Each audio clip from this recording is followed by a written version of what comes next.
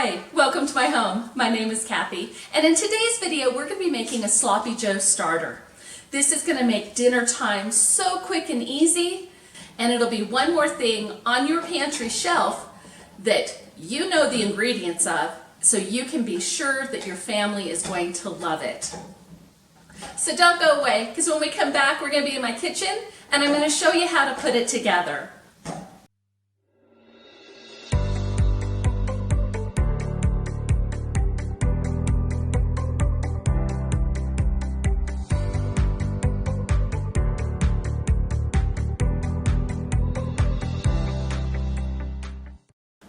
Before we get started with the recipe, if you like Sloppy Joes, please be sure to give this video a thumbs up.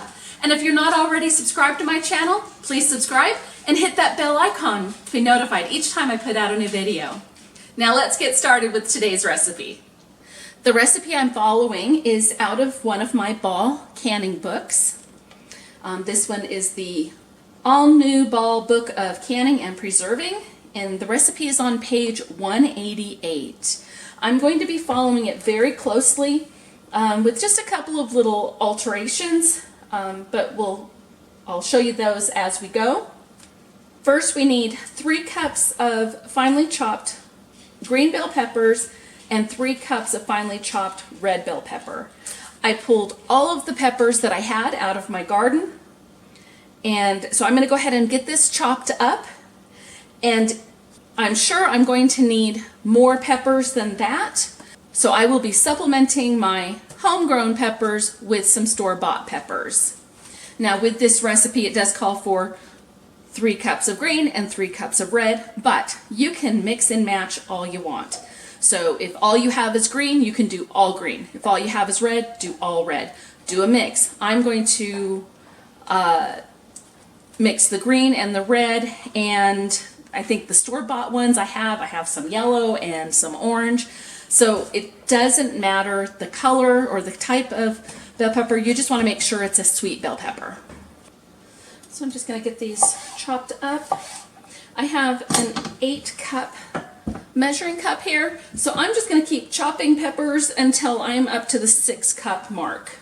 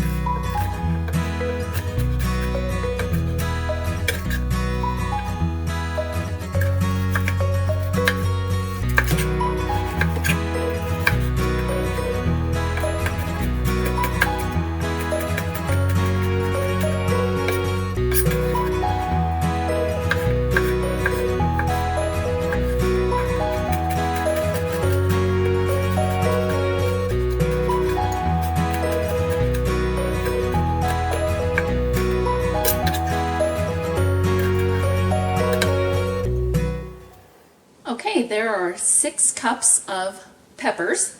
I ended up using 2 store-bought peppers, but everything else came straight out of the garden. Now next I'm going to need 2 cups of diced onion. I'm going to use my Vidalia chopper, which is going to make this go really fast.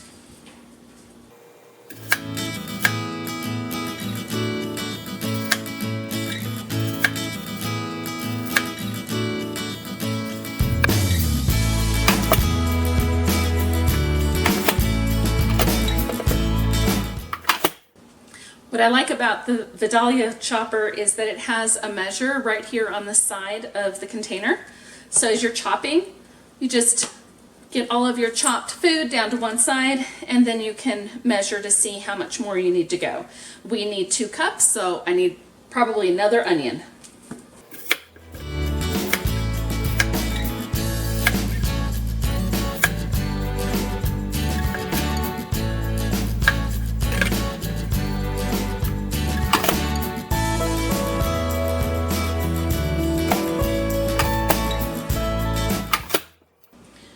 Okay, 2 cups of diced onions, just like that. So the recipe says to put the peppers and the onion on a baking sheet and bake it for 20 minutes and then transfer it to a pot. I'm going to go ahead and just do it all in the pot so that I don't have to heat up my oven and I don't have to dirty up more dishes. So I'm going to get a little bit of oil in this, and then we'll get the peppers and the onions in the pot. I'm going to use just a little bit of avocado oil. Okay, now that my oil is heated up, I'm going to go ahead and add my peppers.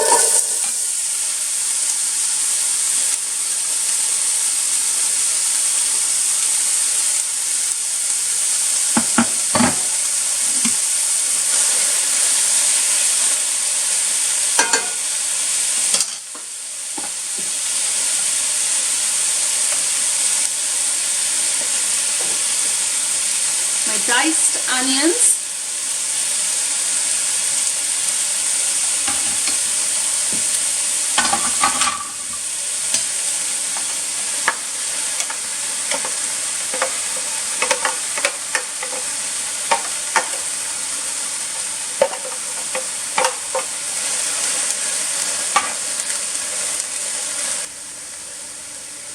Four teaspoons of salt. I'm using pink Himalayan salt.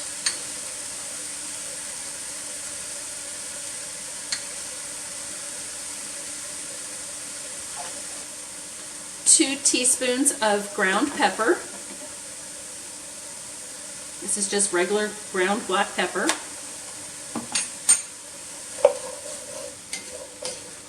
I'm just going to give this a good stir. And I'm going to let this cook down until it just starts to get a little bit brown. I want the vegetables nice and soft and just starting to turn brown.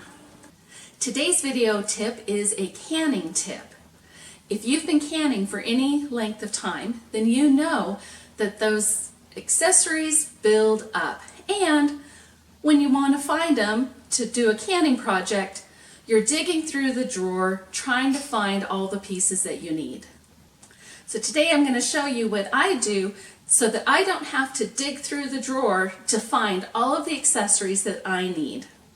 Instead of keeping your accessories in your kitchen drawer, store them inside your canner instead.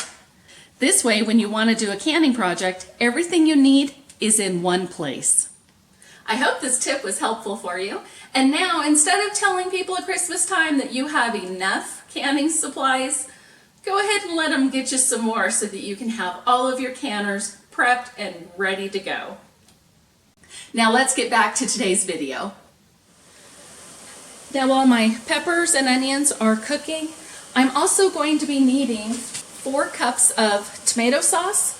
So I'm going to go ahead and blend up some tomatoes from my garden. My blender has a measure on here, so I'll just keep blending until I have 4 cups worth of tomatoes.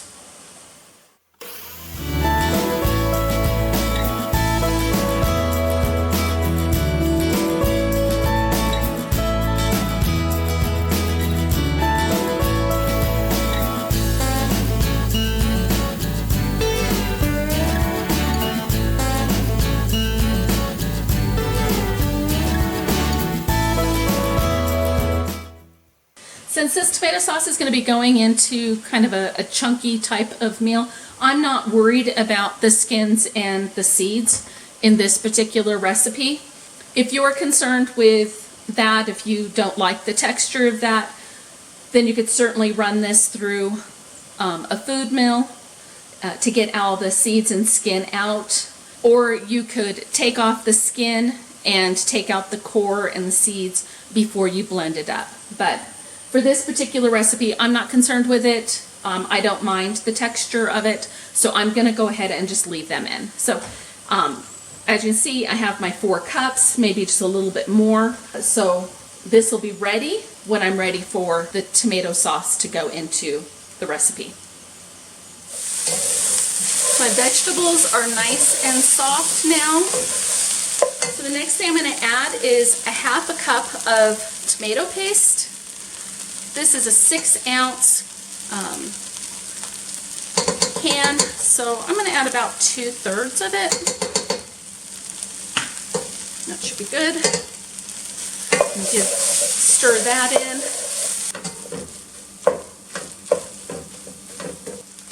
I'm also going to add in my tomato sauce.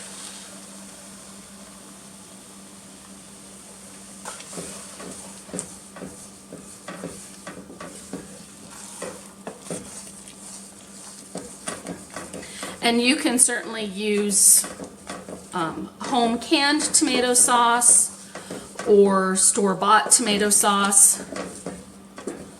It does not have to be the fresh tomatoes.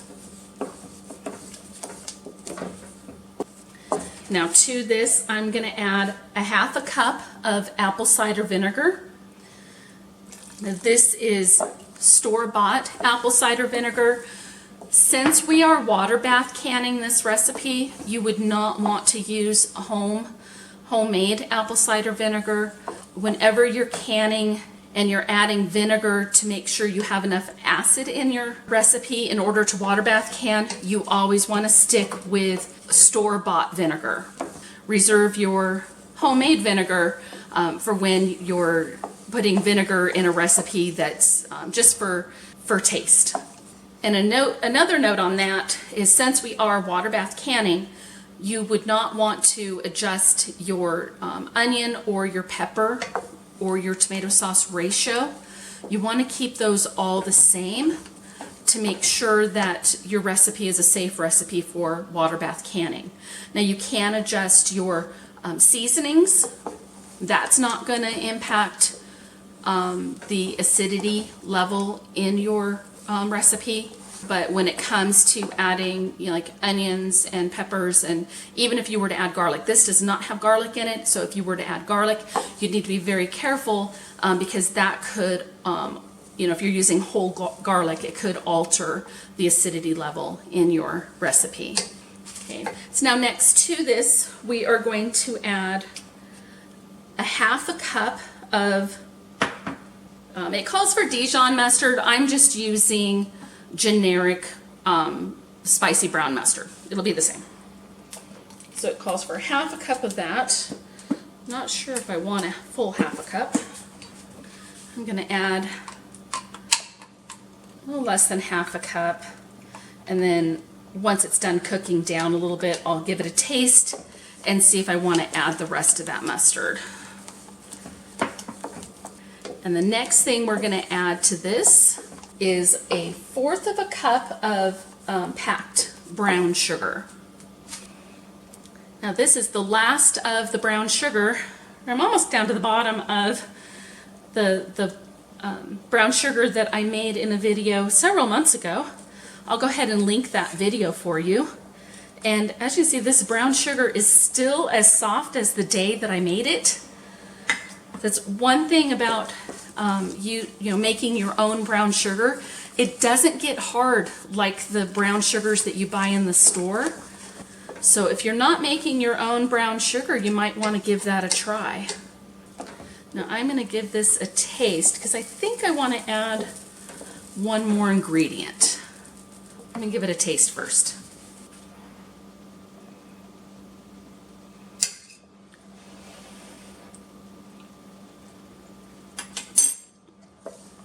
Yeah, I think I'm going to add a little bit of Worcestershire sauce.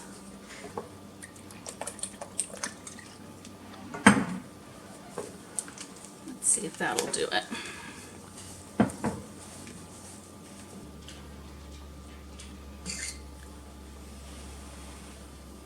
Well, that's good. All right, just a little bit more Worcestershire sauce. And that should do it. Let that heat up. Okay, so now we're just going to bring this to a boil, which it's almost there. We're just going to cook it down slightly until it thickens up a little bit. And then we're going to get it into our jars. Okay, this is thickened up. And now we're ready to get it in the jars and into the canner. I have my canner on the stove and the water is hot because I don't want to put, hot jars of food into a cold canner. That can cause a shock to your jars, which can cause them to break. So my water's hot, my food is hot, and I also have my lids in hot water. Because I'm water bath canning, I do like to heat up my lids. If I pressure can, I don't heat up the lids. Now we're going to fill each jar to a 1/2 inch of Headspace.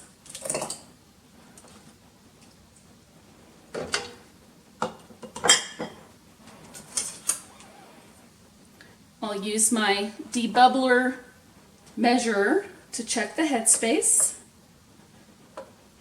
I'm going to go ahead and debubble.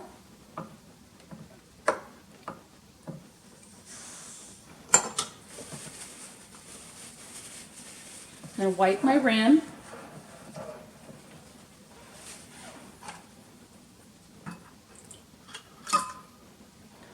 Put on a lid and a ring, fingertip tight. And now I'm going to put this into my canner. And now I'm just going to repeat the process for the rest of the jars. Now when I say I'm going to put it into my canner, this canner is actually just a big stock pot. When you're water bath canning, you don't need any special equipment. You just need to make sure that whatever pot you're using is deep enough to cover your jars by 2 inches of Headspace.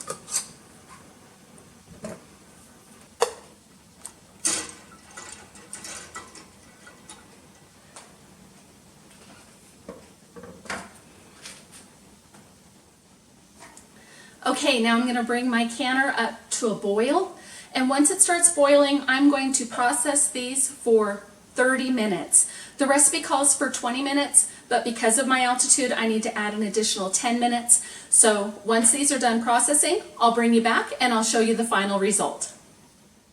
So while the canner is processing, let's go see what those dogs of mine are up to. Well, here's Stella sitting by or laying by the front door, just watching people go by, being as cute as ever. And here's Max. He found himself a nice cool floor to lay on, just having a lazy day. Okay, so my canner is done processing. These boiled for 30 minutes. I took off the lid and let it sit for another 5 minutes, so now I'm ready to pull my jars out of the canner.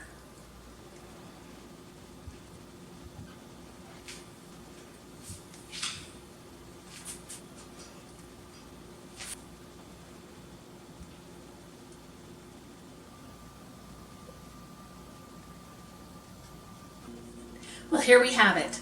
4 pints of Sloppy Joe starter. Now to use this, you're just going to use it just like you would a can of store-bought Sloppy Joe mix. You'll just brown up your hamburger or your bison or your chicken or your turkey, whatever meat protein that you're going to use with it. Brown that up, add a jar of your Sloppy Joe starter mix, heat it up, and put it over some buns. It's that simple. And to make dinner time even quicker, you can even use a jar of your home canned ground hamburger. I'll put a link to the video that I did on canning your own ground hamburger. That right there is music to my ears. Well, I hope you enjoyed today's video. If you did, please be sure to give it a thumbs up. And if you're not already subscribed to my channel, please be sure to subscribe and hit that bell icon to be notified each time I put out a new video. Well, until next time, I hope you have an amazing day, and we'll see you on the next video. Bye now.